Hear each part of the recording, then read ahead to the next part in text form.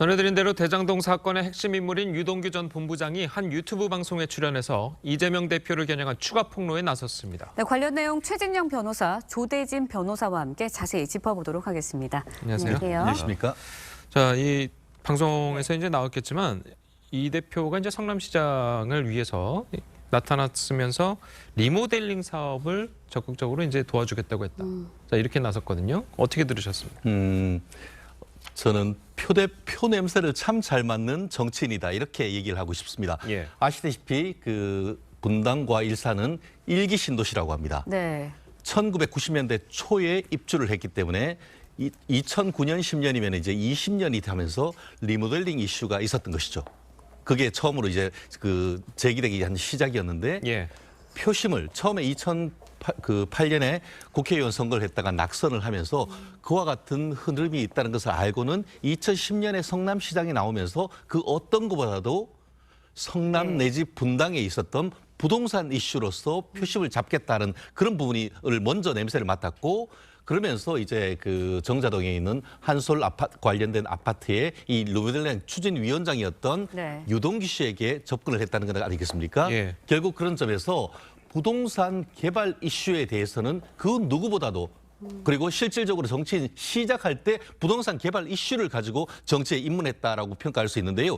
결국 그러한 점에 비춰봤을 때는 뭐 대장동이라든가 위례, 백현 이런 부동산 개발 이슈와 관련해서 쭉 어떤 흐름이 같이 보낼 수 있기 때문에 그와 같은 어떻게 보면 지나가서 위례와 어떤 지금 대장동 이런 부분이 처음 시작부터 일관되게 부동산 개발 이슈로 이어지고 있다는 것을 또 미루어 짐작할 수 있는 포인트가 아닌가 생각합니다. 예. 네, 유동규 전 본부장은 일단 이재명 대표가 알라딘 램프의 지니처럼 찾아왔기 때문에 반가웠다. 자신이 이제 다른 지역구 의원들한테 문전박대를 당할 때 이렇게 손을 내밀어줘서 반가웠다라는 이야기를 하고 있거든요. 네, 지금 유 전 본부장 같은 경우는 그 당시에 이제 아파트 리모델링 그 추진위원장이었기 때문에 여러 가지 뭐 그 정치인들의 도움이 좀 필요했던 것 같습니다. 법 개정을 추진을 하려고 했었던 상황이었고요. 그럼에도 불구하고 이제 지역구 의원들에게 환영을 받지 못했던 상황이었는데 그 당시에 이재명 대표가 이제 뭐 성남시장을 준비를 하고 있었기 때문에 실제로 그 유동규 본부장에게 뭐 먼저 도움을 도움을 주겠다라고 지금 찾아갔던 것 같습니다. 그래서 유 전 본부장의 표현에 의하면 램프를 문지르기도 전에 먼저 나타났다 이렇게 얘기를 하는 걸로 봐서 이재명 대표가 먼저 필요에 의해서 찾아왔다는 것을 강조하고 있는 것으로 보이고요. 예. 이런 부분들이 맞아 떨어져서 서로 이렇게 이야기가 진전되고 서로 이제 협조하는 관계로 발전됐다고 이렇게 얘기하는 것 같습니다. 예.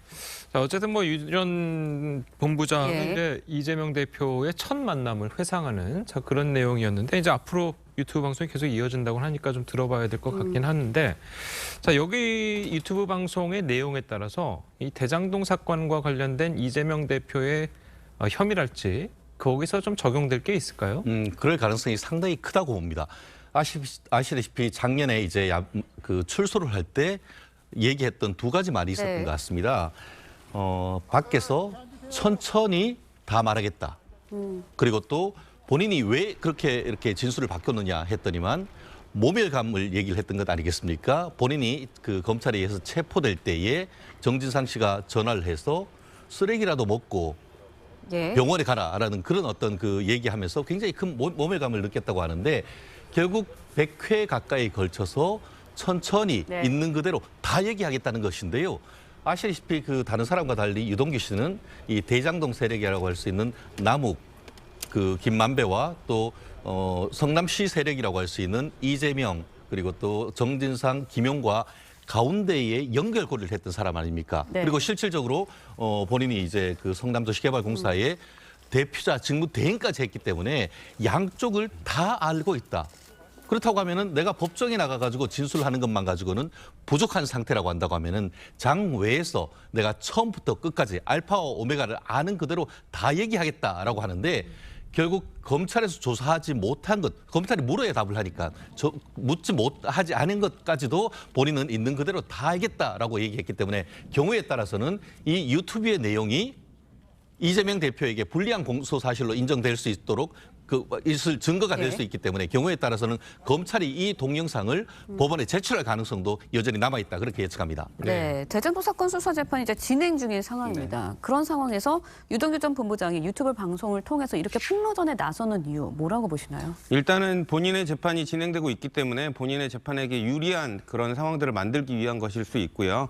그리고 그 방송에서도 얘기를 했었지만 그 유동규 본부장 같은 경우에는 지금 대장동 사건에서 중요한 위치로 전체적인 부분들을 내가 다 알고 있다라고 지금 강조하고 있는 상황이거든요. 예. 그렇기 때문에 방금 앞서서도 변호사님께서 말씀 주셨지만 세밀하게 그 검찰이 따져 묻지 못한 부분들을 방송을 통해서 얘기를 함으로써 그런 부분들이 재판부 그리고 여론을 통해서 형성이 된다면 재판부에게도 영향을 미칠 수 있기 때문에 이런 부분들을 노리고 폭로를 시작한 거 아닌가라는 생각이 듭니다. 알겠습니다. 자, 앞으로 이제 나올 내용에 좀 집중할 필요가 있어 보이긴 한데요. 자, 다음으로 이제 쌍방울 대북송금 의혹 수사에 대해서 이야기도 좀 나눠보도록 하겠습니다.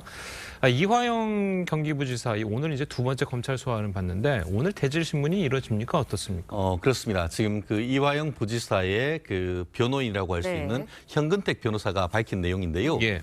지난번 같은 경우에 사자 대지를 했다고 합니다. 예. 그러니까 3대 1에서 일방적으로 어떻게 보면은 그 세 명은 나하고 다 얘기를 다 알지 않느냐. 우리 쌍방울과 이 그 경기도 사이에 공동 사업으로 했는 것이 아니냐라고 했는 반면에 이화영 그 전 부지사 같은 경우에는 그게 뭐냐. 그것은 쌍방울이 자체적으로 자기들 했는 것이 아니냐 하면서 사실상 그 묵비권을 행사하면서 조서에도 서명조차 하지 않았다라는 것이죠. 결국 그렇게 하면서 양자 대지를 요청을 했다는 것인데 예. 결국 그와 같은 것을 받아들일 가능성이 있어서 오늘은 이화영 전 부지사와 이 쌍방울의 김성태 전 회장 사이에 대질 신문이 이루어질 가능성이 상당히 큰데요. 결국 이 문제의 핵심은 뭐냐면은 적용되는 죄명이 그 뇌물죄와 제3자 뇌물죄입니다. 제3자 뇌물죄는 뭐냐면은 원래 경기도가 500만 불을 북한의 스마트팜 그 사업을 위해서 지급하기로 했는데 그것이 네. 대북 제조로 인해서 하지 못하니까 이화영 지사가 요청을 하고 그걸 통해 가지고 쌍방울이 그걸 대납했다는 것이 제3자 뇌물죄가 되는 것이고 나아가 그 이후에 2008년 11월 12월 무렵에 이 이재명 지사가 방북하기 위한 입장료 취지로서 300만 불을 사실상 스폰서해줬다라는 네. 것인데 그것은 사실상 이재명 대표가 실질적으로 본인이 300만 불을 받은 것이나 다름없다라고 해서 뇌물죄를 지금 그 적용하기를 지금 한다는 얘기가 지금 나오고 있습니다. 그렇기 예. 때문에 이 부분에 있어서 뭐 부정한 청탁이 있었는지 실질적으로 그와 같은 합계 800만 달러 최대 1000만 달러를 북한에 넘기는 과정에서 이화영 지사를 비롯해서 예. 이재명 대표의 관련성이 있는지 이 부분이 오늘 조사의 핵심이 될 가능성이 크다고 봅니다. 네, 일대일 대질 조사가 실제로 이뤄질지도 관심이 쏠리고 있는데 대북 송금 의혹 사건, 당시 이제 경기도지사였던 이재명 대표가 연루가 돼 있는 사건이지 않습니까? 네. 그렇다 보니까 이재명 대표에 대한 검찰 조사도 관련해서 이뤄질지 여기에도 관심이 쏠리고 있습니다. 일단은 이재명 대표의 그 소환 조사가 필요로 하는 상황이긴 합니다. 그러나 지금 그 조사하는 과정에서 지금 뭐 1대1 그 대질 신문이 먼저 이루어진 다음에 관련된 상황에 그 추가적으로 이재명 대표에게 물어볼 수 있는 그런 부분들을 확보를 한 뒤에 네. 이재명 대표가 부인할 수 없는 상황을 만든 뒤에 그런 다음에 소환 조사가 이루어질 수 있을 것으로 보입니다. 예, 알겠습니다.